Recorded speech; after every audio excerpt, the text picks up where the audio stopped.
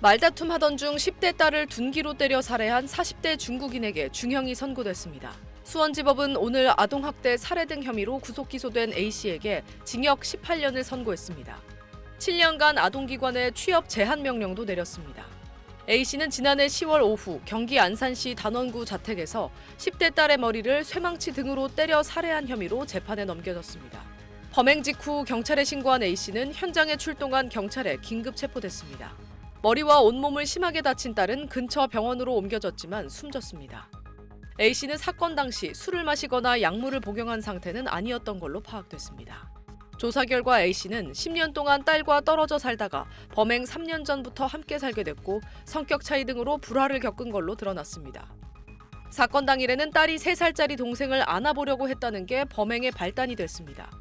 A씨가 딸을 제지하면서 말다툼을 벌이기 시작했는데 평소에도 학업 등을 이유로 딸과 갈등이 있었던 A씨가 화를 참지 못하고 범행을 저지른 걸로 조사됐습니다.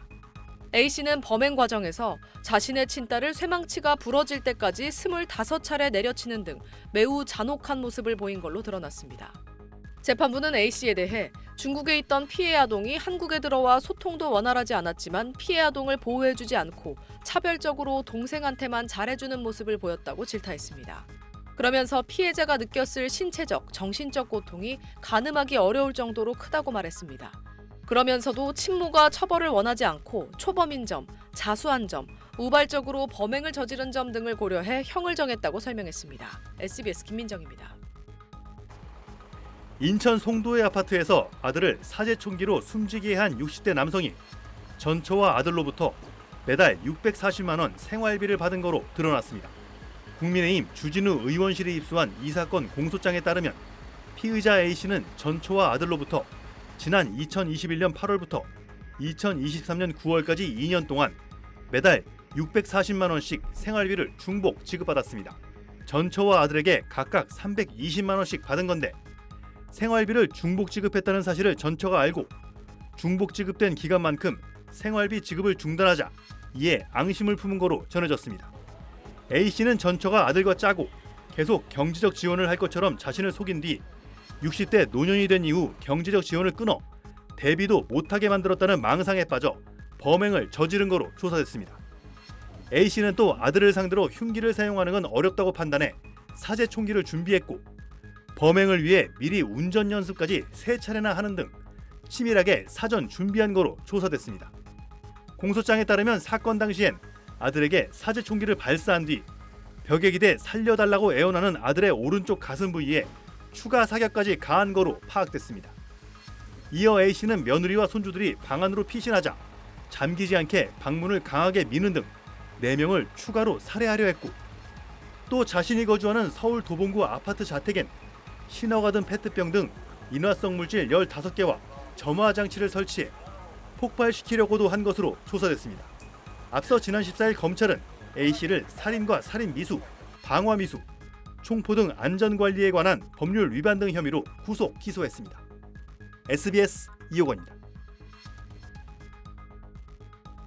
생활고를 이유로 두 아들과 아내를 숨지게 해 살인과 자살방조 혐의를 받는 49살 지모 씨의 공판이 오늘 광주지법에서 열렸습니다. 지 씨는 공소 사실을 모두 인정하면서도 선처를 바라는 의견서와 탄원서를 법원에 제출했습니다. 그러자 재판부는 탄원서를 써준 사람들은 제정신이냐고 반문하며 제출 경위를 추궁했습니다. 지 씨 측 변호인은 의견서는 자신이, 탄원서는 지 씨의 친형이 주변 지인들을 통해 제출했다고 답했습니다.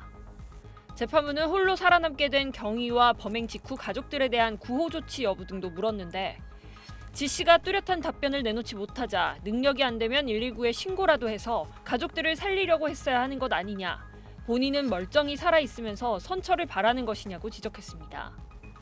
검찰 역시 피해자인 두 아들은 학교를 마치고 가족여행에서 맛집을 찾아다니고 행복한 추억을 만들려고 노력했고 아무런 의심 없이 지 씨가 수면제를 탄 음료를 마시고 잠들었다고 질타했습니다.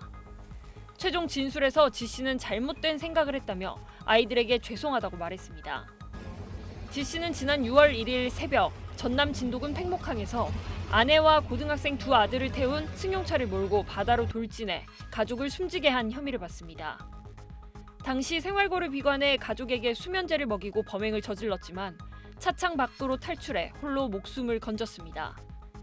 육지로 올라온 뒤 구조 활동 없이 현장을 떠났고 지인의 차량을 이용해 광주로 이동했다가 경찰에 검거됐습니다.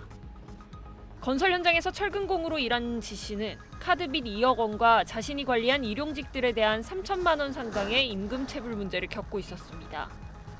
지 씨의 선고 공판은 다음 달 19일 오후 2시에 열립니다.